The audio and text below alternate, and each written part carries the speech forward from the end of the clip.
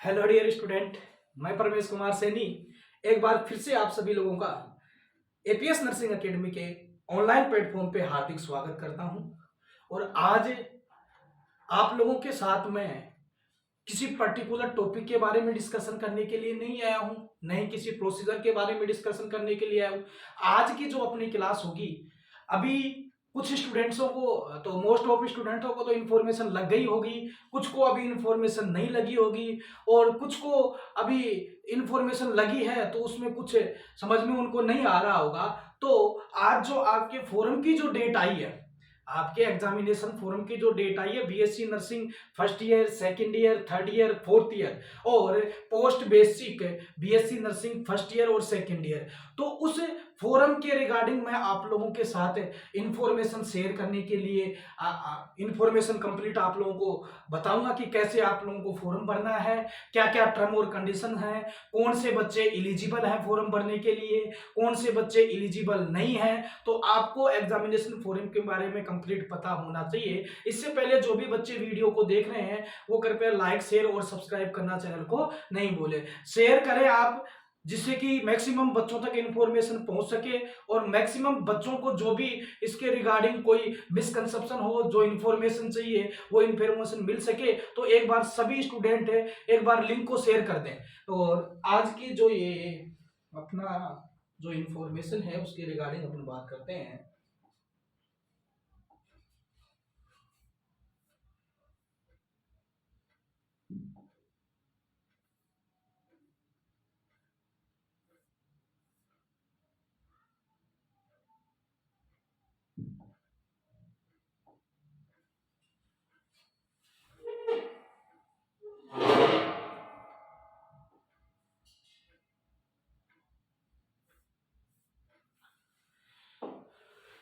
जी हाँ student, RUHS Rajasthan health university health science Jaipur के द्वारा, राजस्थान हेल्थ यूनिवर्सिटी के द्वारा जो अपकमिंग जो कंडक्ट होने वाली BSc nursing part first year, second year, third year और फोर्थ ईयर की जो एग्जामिनेशन जो फोरम डेट है वो आ चुकी है। और आप लोगों को यहाँ पर क्लियरली मेंशन भी हो रहा होगा कि जो एग्जामिनेशन जो डेट है, एग्जामिनेशन जो है उसके अकॉर्डिंग जो किस किस की एग्जामिनेशन डेट आप लोगों को यहाँ देखने को मिल रही है। तो BSc nursing part first year, second year, third year, fourth year और post basic BSc nursing previous और फाइनल मेन एग्जाम अप्रैल 2023।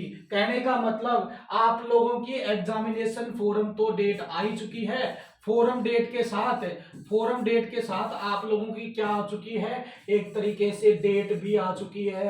कहने का मतलब 101% आप लोगों की जो एग्जाम है वो अप्रैल फर्स्ट वीक में होंगी, अप्रैल को। यानी कि ये मानो कि आप लोगों की 1 तारीख को ही क्या होगी, एग्जामिनेशन स्टार्ट है। तो अभी जिन स्टूडेंटों ने तैयारी स्टार्ट नहीं की है, अभी भी वक्त है, तैयारी करना स्टार्ट कर दें। और अपने जो तैयारी है जिन्होंने स्टार्ट कर दी वो अपनी तैयारी को और ज्यादा सुदृढ़ करना स्टार्ट कर दें। जो एग्जामिनेशन फोरम डेट है इनकी, वो विथ नॉर्मल जो फीस होगी वो तो कब से होगी, आपकी जो ये 14 अप्रैल जो है, सॉरी 14 मार्च जो है उससे स्टार्ट होगी और 21 मार्च तक। यानी कि जो आरयूएचएस ने नॉर्मल फीस के साथ आप अपना एग्जामिनेशन फोरम कौन सी डेट से कौन सी डेट तक भर सकते हो, कब से लेकर के कब तक भर सकते हो।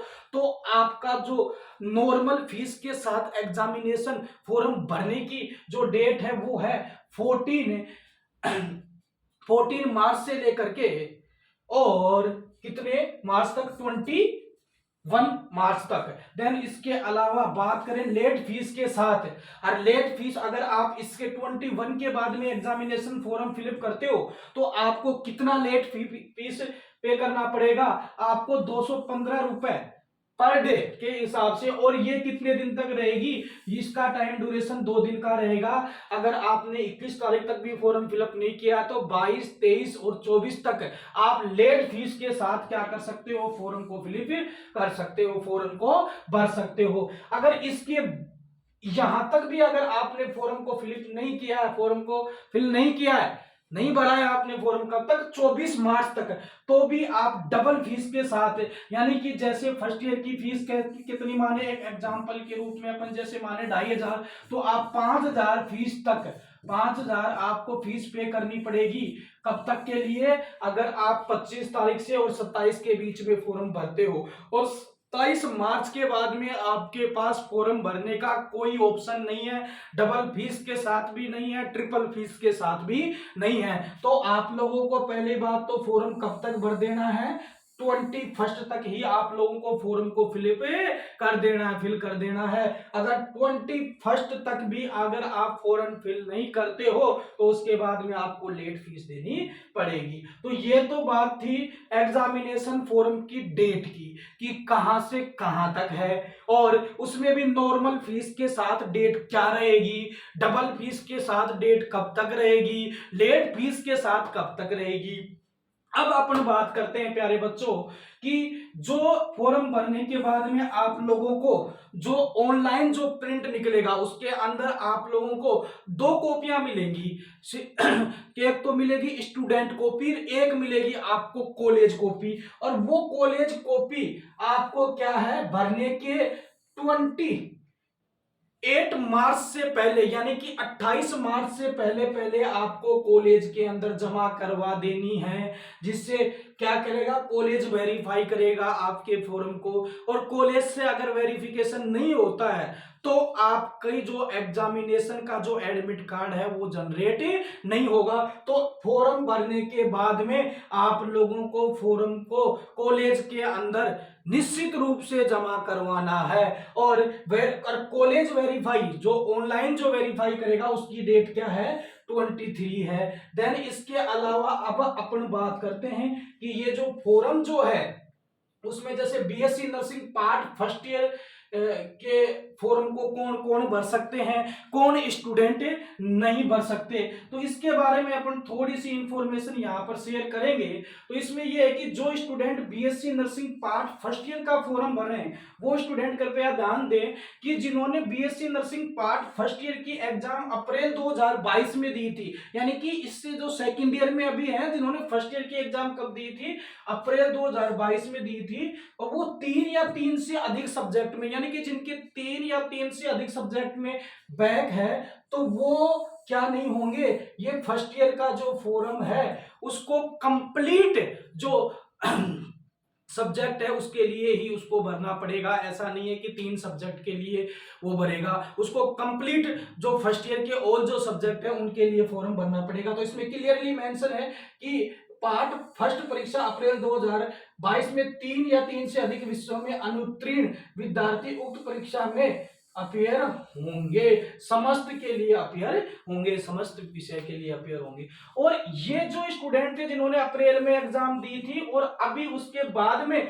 जो सप्लीमेंट्री की एग्जाम लगी थी नवंबर के अंदर, और उसमें क्या हुए हैं, वो 3 या 3 से अधिक सब्जेक्ट में क्या हो गए, अनुत्तीर्ण हो गए, तो वो ये इस परीक्षा के लिए इसके अंदर वो क्या नहीं भर सकते, वो क्या नहीं है, पात्र नहीं है, मतलब वो इसके लिए एलिजिबल नहीं है। परंतु यदि छात्र 1 या 2 विषयों में अनुत्तीर्ण है तो वह विद्यार्थी अनुत्तीर्ण विषयों के लिए क्या कर सकता है, फॉर्म भर सकता है। यानी कि जिसके फर्स्ट ईयर में बैक थी, ईयर बैक थी, और उसने नवंबर में एग्जाम दी, और एग्जाम देने के बाद में नवंबर में भी वो क्या हुआ कि सारे सब्जेक्टों में उसके बैक है, या फिर 3 से अधिक सब्जेक्टों में बैक है, या 3 सब्जेक्ट में बैक है, तो वह अप्रैल की इस अब जो एग्जामिनेशन जो लगेगी फर्स्ट ईयर की उसमें एलिजिबल नहीं है। अगर उसने तीन सब्जेक्ट में बैक नहीं है, 1 या 2 सब्जेक्ट में उसके बैक है नवंबर में देने के बाद में, तो वो कंप्लीटली फर्स्ट ईयर का फॉर्म भर सकता है और सेकंड ईयर की भी अपनी एग्जाम दे पाएगा। देन इसके अलावा बीएससी नर्सिंग प्रथम वर्ष की पूरक परीक्षा में 1 या 2 विषयों में वही बात की 1 या 2 विषयों में क्या है, अनुत्तीर्ण है, तो वो इसके लिए पात्र होंगे, वो ये फॉर्म भर सकते हैं। और ऐसे विद्यार्थी, अब मैं कई बार चर्चा करता हूं कि वैसे तो बीएससी नर्सिंग क्या होता है, 4 ईयर का कोर्स होता है, लेकिन कईयों की प्लानिंग 5 ईयर को 5 ईयर में कंप्लीट करने की होती है, कईयों की 7 ईयर में इसको कंप्लीट करने की होती है। कई सोचते हैं कि ये अभी अपने बस का सौदा नहीं है, अपने को तो फर्स्ट ईयर 2-3 साल में क्लियर करनी है। और कईयों की मल्टी ईयर परियोजना होती है इस बीएससी नर्सिंग को कंप्लीट करने में। तो ऐसे स्टूडेंट जो अभी तक फर्स्ट ईयर का एग्जाम दे रहे हैं, और ऐसे स्टूडेंटों के लिए भी एक इंफॉर्मेशन है कि अगर उन्होंने 2014 से पहले के वो नामांकन मतलब एनरोलमेंट उनका 2014 से पूर्व में हुआ है, पहले हुआ है, तो वह फर्स्ट ईयर का फॉर्म भरने के लिए एलिजिबल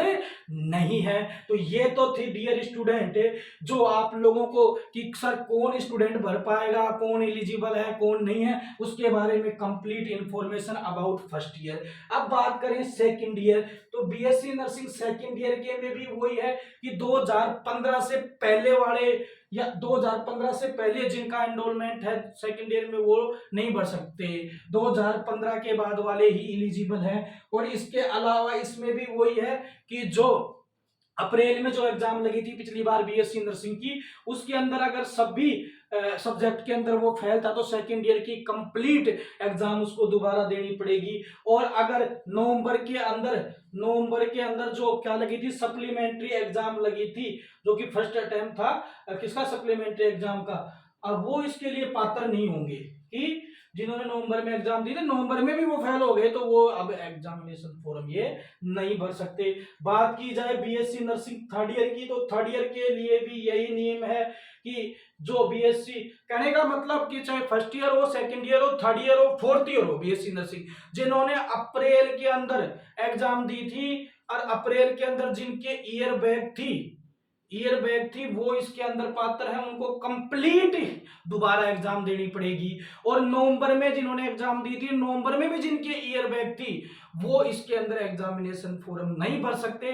1 या 2 बैग हैं तो वो एग्जामिनेशन फॉर्म फिलअप कर सकते हैं। बात की जाए बीएससी नर्सिंग थर्ड ईयर की, तो थर्ड ईयर के अंदर इसमें क्लियरली मेंशन है कि जो अप्रैल में एग्जाम लगी थी उसमें उत्तीर्ण विद्यार्थी इसमें परीक्षा हेतु पात्र हैं। इसके अलावा जिन्होंने एग्जाम दी थी ऐसे विद्यार्थी जो उसमें भी पास नहीं हो पाए थे वो इसके लिए उत्तीर्ण है, वो इसके लिए क्या नहीं होंगे, एलिजिबल नहीं होंगे।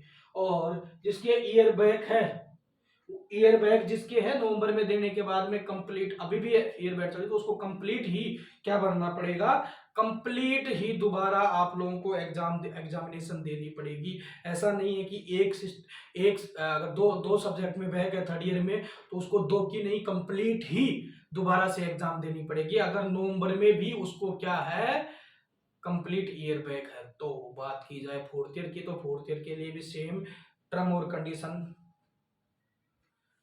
कंडीशन यही है, और पोस्ट बीएससी के लिए भी यही है। तो डियर स्टूडेंट ये थी इंफॉर्मेशन रिगार्डिंग एग्जामिनेशन फॉरम।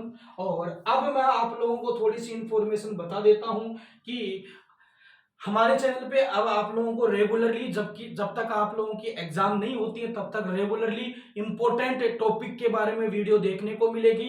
तो ऐसे ही इंपॉर्टेंट टॉपिक के रिगार्डिंग वीडियो देखने के लिए आप चैनल को लाइक, शेयर और सब्सक्राइब करना नहीं भूलें। चैनल को मैक्सिमम बच्चों तक शेयर करें जिससे कि मैक्सिमम बच्चों तक इंफॉर्मेशन पहुंच सके और मैक्सिमम बच्चे इस चैनल के द्वारा प्रोवाइड करवाए जा रहे कंटेंट का बेनिफिट ले सके और अपनी जो तैयारी है उसको और मजबूत कर सके और आपकी जो अपकमिंग आरयूएचएस के द्वारा कंडक्ट होने वाली बीएससी नर्सिंग की जो एग्जामिनेशन है उसके अंदर अपनी परफॉर्मेंस को क्या कर सके, इंप्रूव कर सके और एक अच्छे नंबर के साथ क्या हो सके, पास हो सके।